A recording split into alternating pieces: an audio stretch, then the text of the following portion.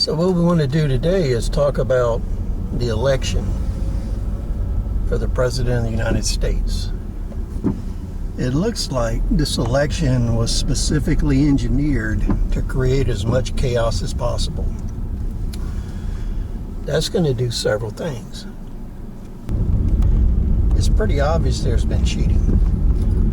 And when you have the simultaneous stopping of vote count in multiple states and locations, and the results change dramatically after, that's a sign of cheating. Then when you look at the fact that ballots are just appearing out of nowhere in large numbers that benefit one candidate, that's another sign of cheating.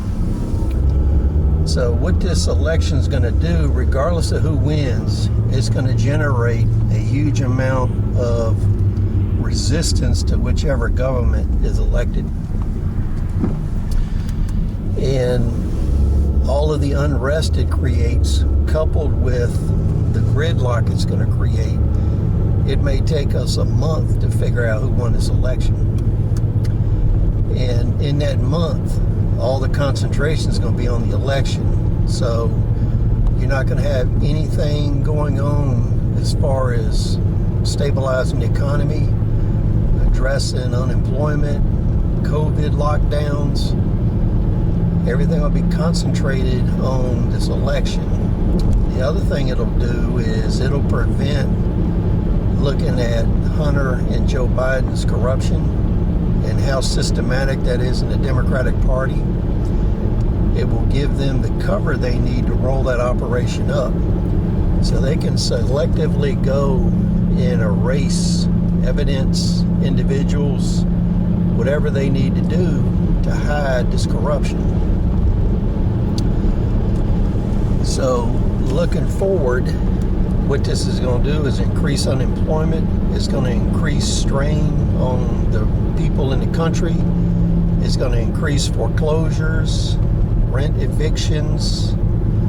It's going to have a lot of negative consequences. And what will happen is this is time to be at the Christmas shopping season. So what will happen is, so the Christmas shopping season is known to where a lot of companies make all their profit or a substantial amount of profit that puts them to the point where they're actually making money versus losing money for the year.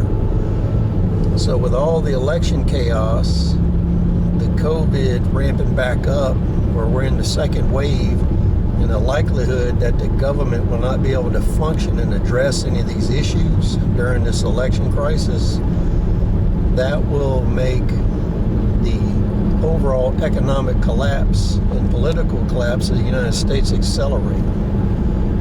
So you need to be working right now on getting ready for a long-term collapse. The dark winter that's ahead may last for 5, 10, 15 years.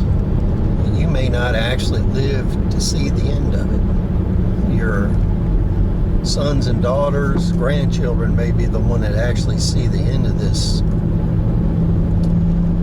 So moving forward, don't concentrate and put all your attention into the chaos of this politics. Don't get drawn into it. Don't get drawn into the violence.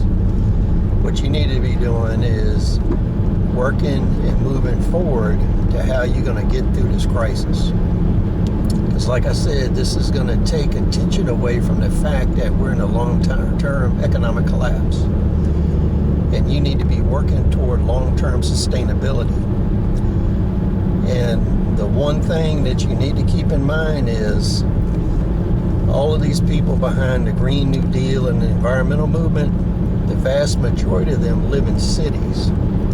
And the fact that they have not understood cities are not sustainable makes their whole political bent and theology irrelevant. Makes it irrelevant to solving any of the problems they've outlined.